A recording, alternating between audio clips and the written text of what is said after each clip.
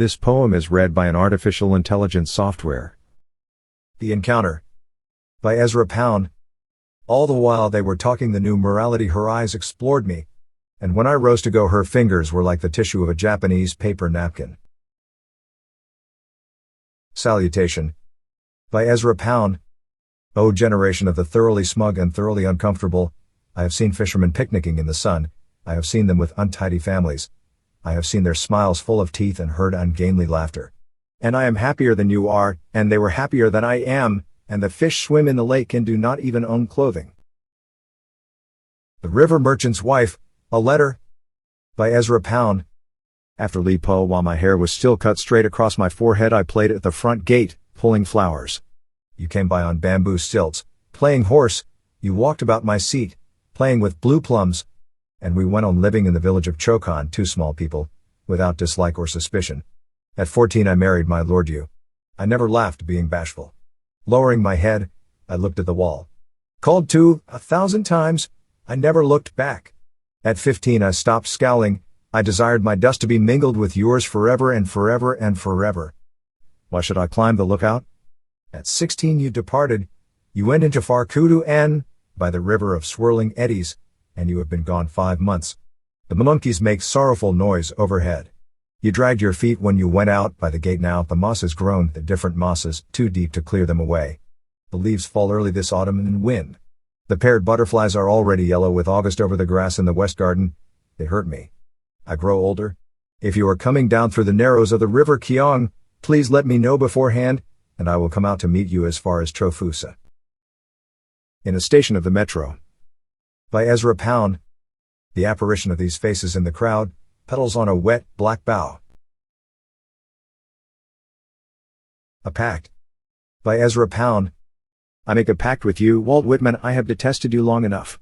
I come to you as a grown child who has had a pig-headed father. I am old enough now to make friends. It was you that broke the new wood. Now is a time for carving. We have one sap and one root. Let there be commerce between us. Bar by Ezra Pound. Green arsenic smeared on an egg-white cloth, crushed strawberries. Come, let us feast our eyes. The Tree by Ezra Pound. I stood still and was a tree amid the wood, knowing the truth of things unseen before, of Daphne and the laurel bow and that god-feasting couple old that grew elm oak amid the wold. 'Twas not until the gods had been kindly entreated, and been brought within unto the hearth of their heart's home, that they might do this wonder thing. Nathless I have been a tree amid the wood, and many a new thing understood that was rank folly to my head before. The Garden by Ezra Pound. Enrobed a parade.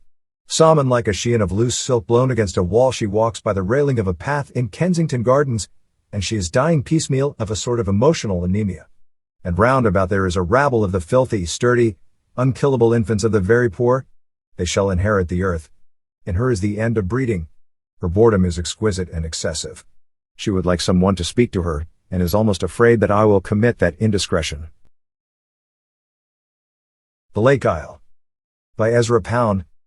O God, O Venus, O Mercury, patron of thieves, give me in due time, I beseech you, a little tobacco shop, with the little bright boxes piled up neatly upon the shelves, and the loose fragment Cavendish in the shag, and the bright Virginia loose under the bright glass cases, and a pair of scales not too greasy, and the Voti dropping in for a word or two in passing, for a flip word, and to tidy their hair a bit.